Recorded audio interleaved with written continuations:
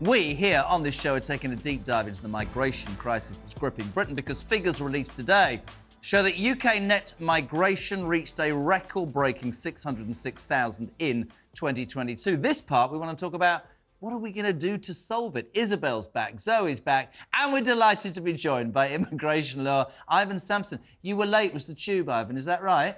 I'm so sorry, yeah. Nothing works in this country, and it is to do with the fact that our infrastructure does not match the population. No, which is watch. Right, Ivon, welcome to the show. On a serious note, you've been quite vocal on this show in the past. What needs to be done to fix this crisis? I want to look beyond the here and there and backwards and forwards. What do we need to do, whatever the political persuasion, to sort this problem out? Well, is there a problem, first of all? Because if you look at the data and you add up the numbers, so you add in Ukraine and Hong Kong, you add in the about 90,000 Brits that have come back to live here, and you add in the 180,000 EU nationals because of Brexit, you add all that, that's about 600,000 people. So I think the government are trying to create a problem when there isn't one. And let's just say we get rid of immigration completely. Let's stop it. In fact, let's have no migrants next year. What do we do about the shortage in skills? Well, you were busy. You were sitting on the tube, and I said something. I don't know why I'm pointing at that corner, but this is something that I feel really strongly about, and I got slaughtered the other day. Why not spend the money, £6 million a day, training the people who are sat, not the disabled and ill ones, I've said it twice, on the dole, right, with no apparent long-term prospects and no skill set. Why are we as a country, talk about infrastructure of processing these people, why are we not doing more to train the people? When I was at school, you'll all laugh, you went to work or you went to university. I'm sorry, but the people like this are not now. You can actually choose to go on the dole. I would have those people, and I'm not talking about fruit picking, and you're all going to say, but they're not going to be doctors. They could fill jobs, could they not? Yes, they could. And look, that's a long-term plan. Yep. Here and now, if we have zero migration next year, let's say zero, not a single person, it's going to cost us hundreds of billions of pounds. Now, that means less public services, less doctors, less on us. Isabel, how did we get to this? Yeah, do. I don't think anyone sensible is suggesting zero. They might be suggesting net zero, so you can still bring in the people that you really need to fill those jobs. And I totally do not accept that we need to, for very long, be importing, for example, carers. We have a massive shortage of carers and healthcare professionals. Because the pay's crap. You can already come in as a healthcare professional. You're quite welcome to come in under the shortage of skills visa system. But to be a carer is not a high-skilled job. I think it's a wonderful thing to do. We need to pay them properly, but we don't need to keep importing these people forever, whilst, as you say, people who could perfectly well be doing the job are sitting at home and getting benefits for doing nothing. So how about net zero migration? Not zero migration, let's not exaggerate here. Net zero migration, can I bring, that's what we need. Zoe, are there any countries that have a migration policy that works that we could look to, maybe, in terms of how we sort this out? Yeah, I mean, I think there's lots of different approaches. Actually, the UK sits pretty much in the middle of other rich, economically developed countries in terms of the number of the proportion, I should say, of our population who are migrants. So we're similar to, say, Spain and Germany and Austria. Canada and the US have a bit more, and a few places have a bit less, but we're pretty much bang in the middle. We have a pretty reasonable number of people who come in and who work in jobs and fill skills shortages in our economy. One of the problems that we have, that as compared to, say, Australia, right, is that we have this churn. So we have a lot of people coming in at the moment. Most of them are on short-term visas. They're very restrictive. So the longest term visa that we're talking about is probably 2.5 years. Some people are only getting visas for about 6 months. Now, in a country like Australia, for example, they have slightly higher number of foreign-born population. But once you get a visa to go to Australia, in most cases,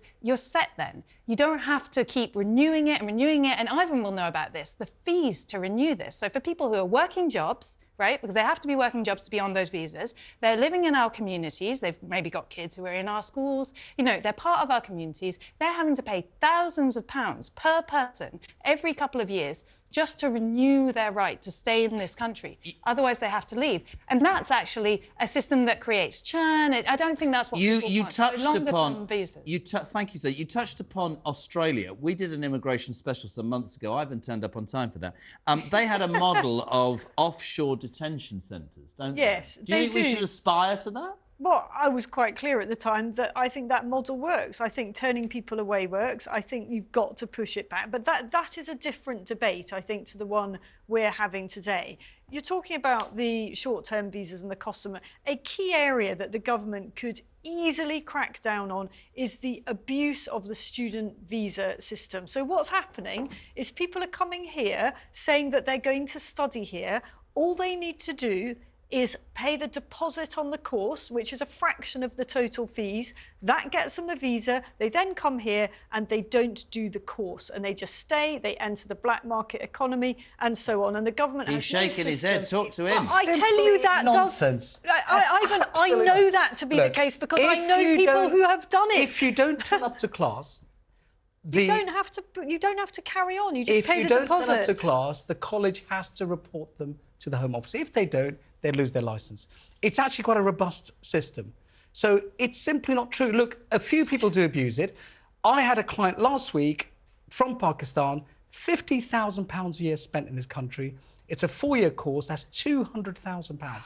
He is spending in this country. What a waste of money. You should go somewhere else to get a better deal. Most students who come here are rich. They are rich. They come from rich families because they're the only ones. Talk to each other. You're both looking at me like I'm talk to each other. They're the only ones that can afford the fees, and that's the truth. But you're talking about serious degrees here. It is completely possible, I know because I've researched it, to get a visa on the basis of a short-term course, which will cost perhaps £2,000 or £3,000. You can't have a visa. You can. First of all, it has to be 9 months or longer. You get 6 months for those courses. You get a 6-month visa to come Isabel, those short-term courses don't lead to settlement, first of all. No, they don't. And if they overstay, people leave? If they overstay, we need to have a robust policy to remove them. Fine, I agree with that. And so that for the Home Office to do. Zoe, thoughts? I think Isabel's saying that she agrees with policies about pushing people away. She's got these anecdotal stories about people who supposedly abuse the system that aren't reflected in any of the data. Oh, and the reality is that I think they're not counted. I think one of the key solutions here is to remember that we're talking about human beings. There'll be human beings who migrated here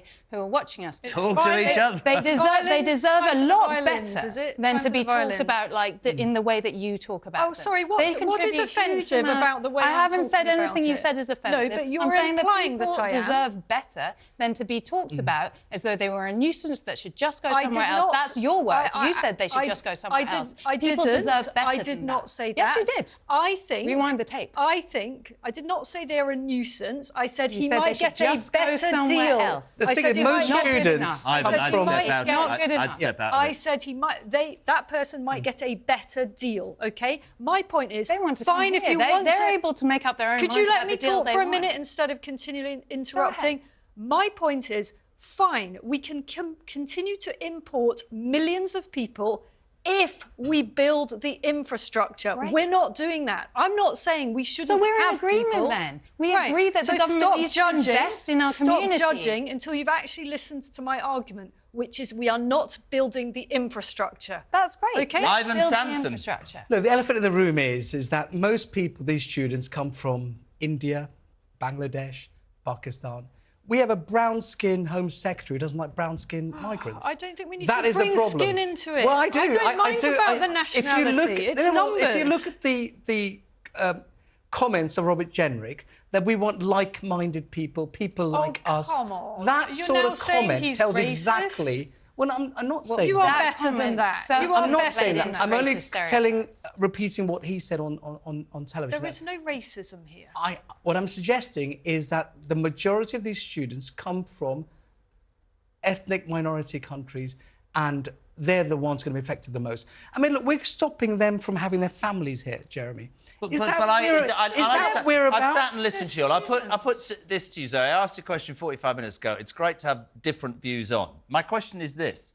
All of this is well and good. The infrastructure's crap. It needs to be changed. I completely get that. We need to come up with a system that allows us to play our part, but actually we invest in a system that manages to sort these people out. I will sit here till I'm dead and say that people take advantage of the system. That blames the system. I asked you 45 minutes ago, what would you say to the people, and you told me they don't exist. I completely disagree with you, who are struggling in their lives, and look at this, and if you're going to blame the media, then you're going to blame the media, who will look at it and go, there are people coming from other countries, hear me out, and this is not racist, this is me being honest, who do not pay into a system that I've paid into for 20 years and I can't get anything out this state. That's what I'll ask you. What would you say to those people, very quickly? And I say the same thing that I said earlier. I agree with you. We need a government that invests in our public services, that supports our communities, all of our communities. Migrants bring huge positives, no negatives whatsoever. I think there's no need to blame migrants for the wrongs of the government and the ways the government has underinvested our... I have to say, the thing about this part, the thing about this show is it sums up entirely the different opinions. Zoe Gardner, thank you. Ivon, eventually, thank you very much indeed. Isabel Oakeshott, thank you. Next...